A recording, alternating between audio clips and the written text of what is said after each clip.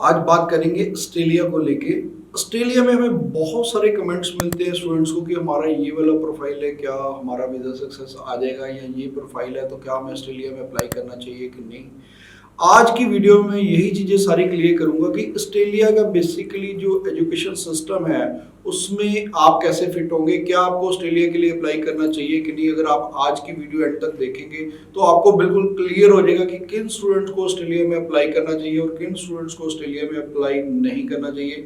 Secondly, क्या आपको diploma में जाना चाहिए या आपको बैचलर्स में जाना चाहिए, या डिप्लोमा लीडिंग टू डिग्री लेनी चाहिए, या हायर एजुकेशन जैसा कि बैचलर या मास्टर होती है उसमें, या उसमें जाना चाहिए। प्लस कौन से ऐसे प्रोफाइल्स है या कौन सी ऐसी स्ट्रीम्स है जिनको बिल्कुल भी ऑस्ट्रेलिया में अप्लाई नहीं करना चाहिए। तो आज की वीडियो में सारी इन्हीं बातों पे चर्चा होगी। Bells Overseas, the sound of your future. Hello everyone, मैं कपिल भाटिया बेल्स ओवरसीज से। सबसे पहले अगर हम ऑस्ट्रेलिया की बात करते हैं तो ऑस्ट्रेलिया का जो पिछले 2 साल बंद रहा है तो उस कारण ऑस्ट्रेलिया का काफ़ी जो वीज़ा सक्सेस था वो भी नीचे जा चुका था। ऑस्ट्रेलिया जो कि किसी time third international education destination था, इंटरनेशनल स्टूडेंट्स के लिए थर्ड नंबर पे आता था, तो वो 5th नंबर पे चला गया।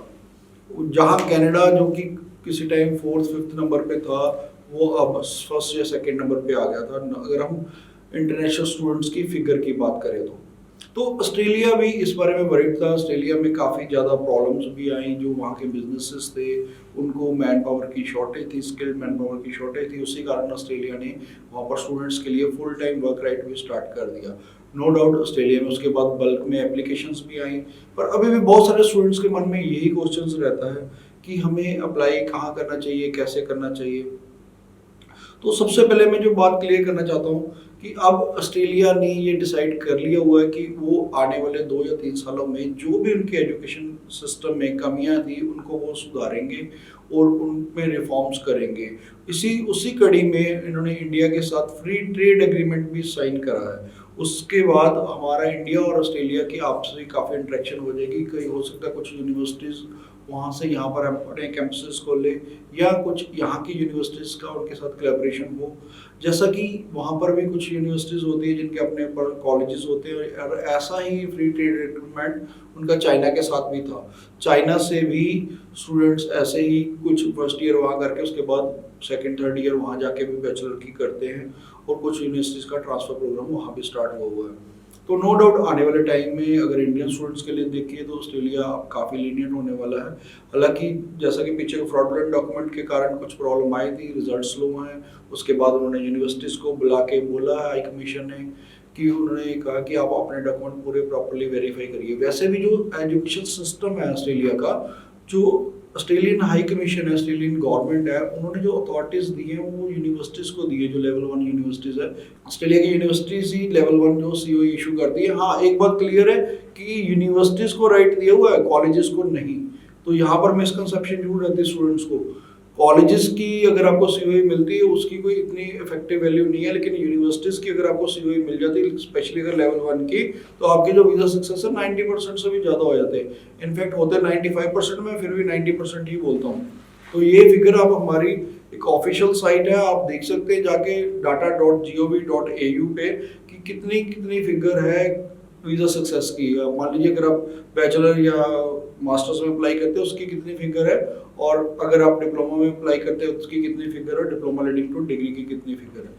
डिप्लोमा लीडिंग टू डिग्री बहुत सारे स्टूडेंट पूछते हैं कि हाँ जी इसका क्या रहेगा। तो ये बेसिकली समझिए, जो यूनिवर्सिटीज़ है उन्होंने ही अपने कॉलेजेस खोले, जैसे लैपटॉप यूनिवर्सिटी उसी का लैपटॉप कॉलेज, ऐसे बहुत सारी और एग्जांपल्स हैं। तो उसमें क्या कहते हैं कि करिकुलम होता है वो वही यूनिवर्सिटी का ही करिकुलम होता है। जो स्टूडेंट्स हैं वो जाके अगर मान लो उसी कॉलेज में भी पढ़ते हैं, फर्स्ट ईयर सिर्फ वो पढ़ते हैं, वहाँ पर वही करिकुलम फॉलो होता है और सारी वही यूनिवर्सिटीज़ की फैसिलिटी ही स्टूडेंट एंजॉय करते हैं। तो वहाँ पर क्या रहता है कि अगर आप यूनिवर्सिटी में जाएंगे तो थोड़ा सा उनका जो लेवल है टफ रहता है। तो लेवल टफ कैसे रहता है कि वहाँ पर एक क्लास में यूनिवर्सिटी में 50 to 55 स्टूडेंट्स रहते हैं, और वहीं अगर आप मान लीजिए कॉलेज में जाते हैं तो वहाँ सिर्फ 20 के करीब स्टूडेंट्स रहते हैं। तो वहाँ 1-to-1 इंटरेक्शन भी ज़्यादा होती है, और आपको वो कई चीज़ें जो आप नहीं समझ पाते या जो जिस पे आप स्लो रहते हैं उस पर आपको पर्सनलाइज फोकस किया जाता है ताकि आप 2nd ईयर में एंटर हो सके। अब बात आती है कि कौन से प्रोफाइल एलिजिबल है। जो भी स्टूडेंट्स जिन्होंने फ्रेश पास आउट है, स्पेशली मैं बात करता हूँ 2021 वाले स्टूडेंट्स की, उनके लिए बहुत जरूरी है कि वो अपना जुलाई इनटेक को ही कैच करें। जुलाई अगस्त में जहाँ भी उनको ऑप्शंस मिलती है वो करें। वो अभी अक्टूबर नवंबर इनटेक की वेट मत करें, क्योंकि जैसे ही 2022 वाले स्टूडेंट्स आ जाएंगे, उनके रिजल्ट्स आ जाएंगे, उसके बाद 2021 वाले स्टूडेंट्स को भी लेना यूनिवर्सिटी बंद कर देगी। क्योंकि अभी आप देखो तो जैसे मैं पहले वार्निंग देता था कि 2020 वाले स्टूडेंट्स आप मार्च इनटेक में जरूर अप्लाई कर लें। अब मैं यही कह रहा हूँ कि जुलाई अगस्त इनटेक में आप जरूर अप्लाई कर लें 2021 वाले स्टूडेंट्स, क्योंकि ऑस्ट्रेलिया +2 के बाद गैप एक्सेप्ट नहीं करता, सिर्फ 1 साल का गैप ही लेता है। तो इसलिए स्टूडेंट्स ये अवेयर हैं। और जो परसेंटेज है, अगर आप मान लीजिए सीबीएसई से पढ़े तो 60% से अबव है तो वो आपको एक्सेप्टेबल है। 6 ओवरऑल, नॉट लेस देन 5.5, बहुत सारी यूनिवर्सिटीज आपको एक्सेप्ट करती हैं। अगर मान लीजिए आपके स्टेट बोर्ड से करा तो 65% है, 65% वाले स्टूडेंट्स एक्सेप्ट होते हैं। उसके बाद अगर आइल्स का score 6 overall, not less than 5.5 है, आप एक्सेप्टेबल है। अगर जिस स्टूडेंट ने ग्रेजुएशन करी है 3 to 4 इयर्स का गैप एक्सेप्टेबल है, 60% है। और 6.5 नॉट लेस देन 6 या कई यूनिवर्सिटीज नॉट लेस देन 5.5 पे भी एक्सेप्ट करती हैं। अब आ जाता है कि जिन स्टूडेंट्स के मान लो मार्क्स कम है, मान लो 55% है, 56% है, या कहीं की आइल्स स्कोर भी कम रहता है, तो उस केस में क्या करना चाहिए? उस केस में मैं हमेशा सजेस्ट करता हूँ कि आप डिप्लोमा लीडिंग टू डिग्री ले लीजिए। उसमें कुछ कॉलेजेस ऐसे भी होते हैं जो 5.5 ईच पे भी एक्सेप्ट करते हैं, या 5.5 नॉट लेस देन 5 पे भी, या कुछ कॉलेजेस ऐसे भी जो 55% पे भी आपको एक्सेप्ट कर लेते हैं। तो उनको ये कॉलेजेस की ऑप्शन लेनी चाहिए, but not in private colleges जिनका आपने कभी नाम ही नहीं सुना। उन कॉलेजेस को अवॉइड कीजिए। कोशिश कीजिए कि आप अपने प्रोफाइल को रिस्क में मत डालें। और फिर भी अगर आपका कोई भी आपकी क्वेरी रहती है, आपके दिल में कोई भी क्वेश्चन, आप नीचे कमेंट करो, हम हर कमेंट का आपको रिप्लाई करेंगे। Thanks for watching. Business or call us for visa services.